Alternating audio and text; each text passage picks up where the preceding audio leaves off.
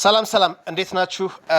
ዛሬ ፕሮናውንሴሽን ሩል እናያለን ማለት ነው። የፕሮናውንሴሽን ህጉን እናያለን። ስለ ኤ የቃላት አነባበብ ማለት ነው። ኤ የምትባለው ፊደል በአምስት አይነት ፕሮናውንስ ትደረጋለች። እኛ ግን ሞስት ኮመን የሆነውን ኤ እና አ ድምፆችን እናያለን ማለት ነው። አ ሳውንድስ ኦኬ። አ ሆኖ የሚነበብበት በሾርት ቫወል ጊዜ እቺ ኤ የምትባለዋ ፊደል ድምጿ አጭር ነው።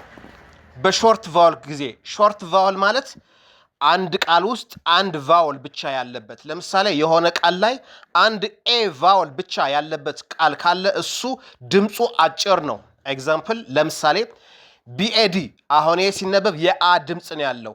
ባድ ነው እንጂ ቤድ አንልም። ኦኬ ምክንያቱም እዚህ ቃል ላይ አንድ ቫወል ነው ያለው። ያ ቫወልም ኤ ብቻ ነው መሀል ላይ እንደምታዩት ማለት ነው።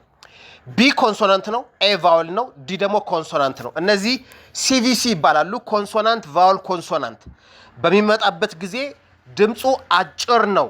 ኦኬ ስለዚህ አሁን ለምሳሌ ባድ ከሚለው ቃል ላይ ስንት ቫወል አለ? አንድ ቫወል አለ፣ እሱም ኤ ብቻ ነው ማለት ነው።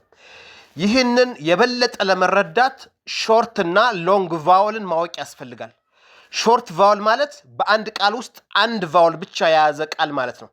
ያ ቫወል ለምሳሌ ኤ ሊሆን ይችላል፣ አይ ሊሆን ይችላል፣ ኢ ሊሆን ይችላል። እነዚህን ቃሎች የያዘ አንድ ቃል ሲኖር ድምፁ አጭር ነው። በኮንሶናንት ይጀምርና በኮንሶናንት ነው ደግሞ የሚያልቀው ማለት ነው። ለምሳሌ ባድ የሚለው እንደነገርኳችሁ ቢ ኮንሶናንት ነው፣ ኤ ቫወል ነው፣ ዲ ደግሞ ኮንሶናንት ነው ማለት ነው።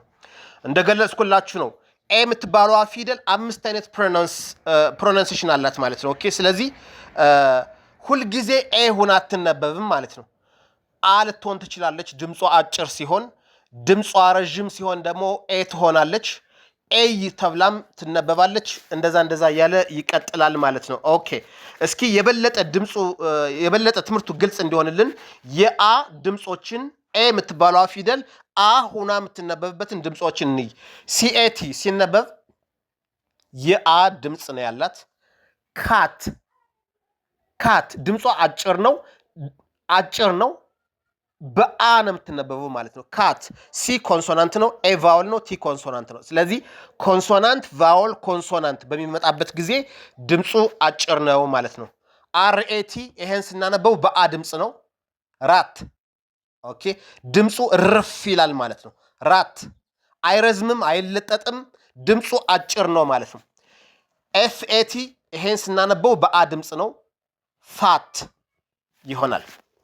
ኤምኤቲ ኤም ኮንሶናንት ነው፣ ኤ ቫወል ነው፣ ቲ ኮንሶናንት ነው፣ ድምፁ አጭር ነው።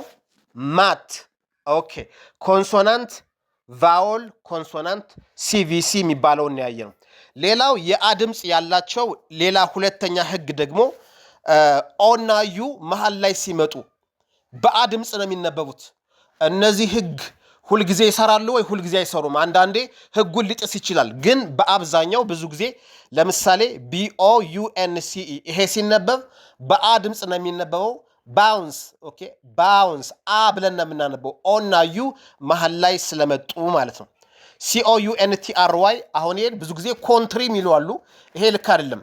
በአ ድምፅ ነው የሚነበበው ማለት ነው። ካንትሪ ኢትዮጵያ ኢዝ ማይ ካንትሪ ኦኬ እቺ ስትነበብ ካንትሪ ነች ማለት ነው። FOUND ኦ እና ዩ መሀል ላይ መጥተዋል። በአ ድምፅ ይነበባሉ። ፋውንድ ኦኬ GROUND አሁን እዚህ ጋር ኦ እና ዩ አሉ። እነዚህ በአ ድምፅ ነው የሚነበቡት። ግራውንድ ይሄኛው ቃል ማውንቴን አ ድምፅ ነው የሚኖረው። ኦ እና ዩ መሀል ላይ ስለመጡ ማለት ነው። ይሄኛው ድምፅ ፓውንድ።